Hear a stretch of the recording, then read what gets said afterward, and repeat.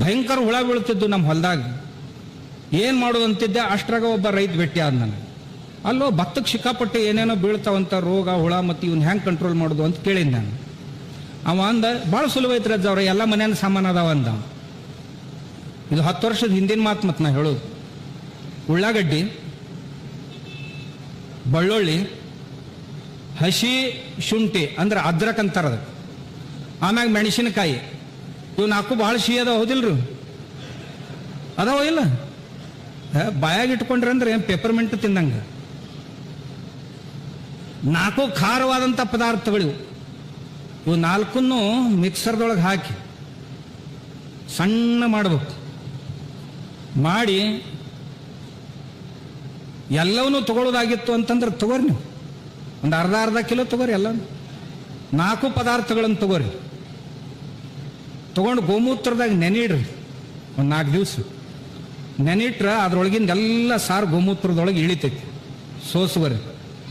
ಸೋಸ್ಕೊಂಡು ಒಂದು ಟ್ಯಾಂಕಿಗೆ 15 ಲೀಟ್ರಕ್ಕೆ, ಸಣ್ಣ ಬೆಳೆಯುತ್ತಂದ್ರೆ 80 ml, ದೊಡ್ಡ ಬೆಳೆಯುತ್ತಂತಂದ್ರೆ ಅರ್ಧ ಲೀಟ್ರು ಒಂದು ಟ್ಯಾಂಕಿಗೆ ಹಾಕಿ ಸ್ಪ್ರೇ ಮಾಡ್ರಿ. ಒಂದು ಹುಳ ಉಳಿಯಂಗಿಲ್ರಿ. ನಿಮ್ಗೆ ಹೇಳ್ತೀನಿ, ಎಂಥ ಬೇಕಾದಂಥ ಇರೋಲಕ್ಕ.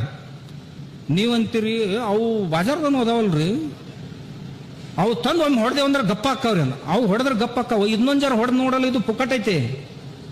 ಅದು 500 ರೂಪಾಯಿ ಲೀಟರ್ ಐತಿ. ಇದು ಎಲ್ಲ ಸೇರಿಸಿದ್ರು 50 ರೂಪಾಯಿ ಆಗೋದಿಲ್ಲ. ಅಂಥವು ನಾವು ಪ್ರಯತ್ನ ಮಾಡ್ಬೇಕಷ್ಟೆ. ಮಾಡಿದ್ರೆ ಈ ಭೂಮಿ ಉಳಿಸಕ್ಕೆ ಸಾಧ್ಯ ಐತಿ. ನಮ್ಮ ಹೊಲದಾಗ ಬರ್ರಿ, ನಿಮ್ಗೆ ಹೇಳ್ತೀನಿ, ನಮ್ಮ ಮಣ್ಣಿಂದು ಸಾಯಿಲ್ ಕಾರ್ಬನ್ 2%. ನಿಮ್ಮ ಈಗ 0.2% ಸಹಿತ ಇಲ್ಲ.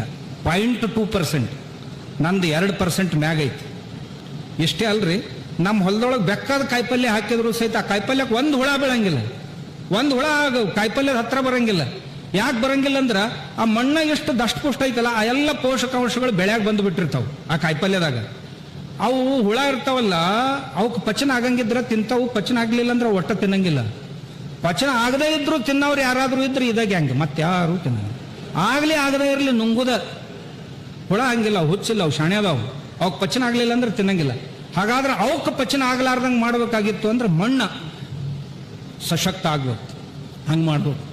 ನಮ್ಮ ಹೊಲದಾಗೀಗ ಯಾವ ಪೆಸ್ಟಿಸೈಡ್ಸ್ನ ಹೊಡೆಯಂಗಿಲ್ಲ, ಒಟ್ಟು ಯಾವ ಸರ್ಕಾರಿ ಗೊಬ್ಬರಗಳನ್ನು ಹಾಕೋದಿಲ್ಲ. ಹಂಗೆ ಯಾವ ಬದುನೇನು ಹುಲ್ಲನ್ನು ಕೊಯ್ಯಂಗಿಲ್ಲ. ನಾನು ಮಿತ್ರ ಕೀಟಗಳು ತಯಾರಾಗಿಬಿಟ್ಟಿರ್ತಾವೆ, ತವ ತಿಂತಿರ್ತಾವೆ. ಇನ್ನೊಂದು ಪ್ರಯೋಗ ಮಾಡಿದ್ನ, ಮೆಣಸಿಗಿಡ ಹಚ್ಚಿದ್ದೆ. ಮೆಣಸಿಗಿಡಕ್ಕೆ ಸಿಕ್ಕಾಪಟ್ಟೆ ಥ್ರಿಪ್ಸ್ ಬರ್ತಿದ್ವು. ಅಂದ್ರೆ ರಸ ಹೀರುವಂಥ ಕೀಟಕಗಳು, ವೈರಸ್ಗಳು ಬರ್ತಿದ್ವು. ಅವಾಗ ಏನು ಮಾಡಿದೆ, ಒಂದು 4 ಸಾಲು ಮೆಣಸಿನ ಗಿಡ, ಆಮ್ಯಾಗ ನಡುವ 2 ಸಾಲು ಮೆಕ್ಕೆಜೋಳ, ನಡು ಒಂದೊಂದು ಗ್ವಾಡಿ ತಯಾರು ಮಾಡಿದ್ನ. ಗ್ವಾಡಿ ತಯಾರು ಮಾಡಿದ ಕೂಡಲೇ ಅಲ್ಲಿ ಏನು ಬಂದಿದ್ವು ಅಲ್ಲ ಅವೆಲ್ಲ ಮೆಕ್ಕೆಜೋಳದ ಕಡೆ ಹೊಳಿದು. ಆ ಮೆಣಸಿನ ಗಿಡಕ್ಕೆ ಬಂದು ಹುಳುಗಳು, ರೋಗಗಳು ಎಲ್ಲ ಮೆಕ್ಕೆಜೋಳದ ಕಡೆ ಹೊಳಿದು. ಮೆಕ್ಕೆಜೋಳ ಅಂದ್ರೆ ಅವಕ್ಕೆ ಅರಮನೆ ಇದ್ದಂಗೆ. ಮೆಕ್ಕೆಜೋಳ ಅಂಥವು ಸಣ್ಣ ಸಣ್ಣ ಸಹಜ ನುಂಗ್ತೈತಿ, ಸಹಿಸ್ಕೊಂಡು ಮತ್ತೆ ನಿಮಗೆ ಬೆಳೆನೂ ಕೊಡ್ತೈತಿ. ಅಂಥ ಸಾಮರ್ಥ್ಯ ಮೆಕ್ಕೆಜೋಳದಾಗೆ.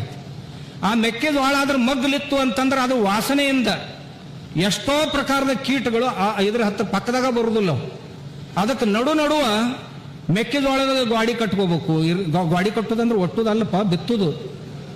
ಮತ್ತು ನೀವು ಎಲ್ಲರ ಮೆಕ್ಕೆಜೋಳದ ಹಳಿ ಕಣಿಕೆ ತಂದು ಒಟ್ಟಿರುತ್ತೆ ನಡುವ. ಜೋಳ ಇದ್ರೆ ಜೋಳ, ಸಜ್ಜಿದ್ರೆ ಸಜ್ಜಿ, ಇಂಥವು ಗಾಡಿ ಹಸಿರು ಗೋಡೆಗಳನ್ನು ನಿರ್ಮಾಣ ಮಾಡಿಬಿಡ್ರಿ. ಒಂದು ಹುಳ ಹೊಲದಾಗ ಬರುದಿಲ್ಲ. ನೀವು ಭತ್ತದ ಸುತ್ತನೂ ಸಹಿತ ನಿಮ್ಮಲ್ಲಿ ನೀರು ಆಡ್ತಿರ್ತಾವೆ, ಏನು ಮಾಡೋದು? ನೀವು ಹೆಂಗೆ ಮಾಡೋದ್ರಿ ಅಂತೀರಿ? ಸುತ್ತ ಹರಿ ತೆಗಿಬೇಕು. ಹರಿ ತೆಗೆದು ನೀರು ಹೊರಗೆ ಹೋಗಂಗೆ ಮಾಡ್ಕೋಬೇಕು. ನನ್ನ ಹೊಲದಾಗ ನಾ ಬೇಕಂದದ್ದನ್ನು ಮಾಡ್ಕೊಳಕ್ಕೆ ಬರ್ತೈತಿ.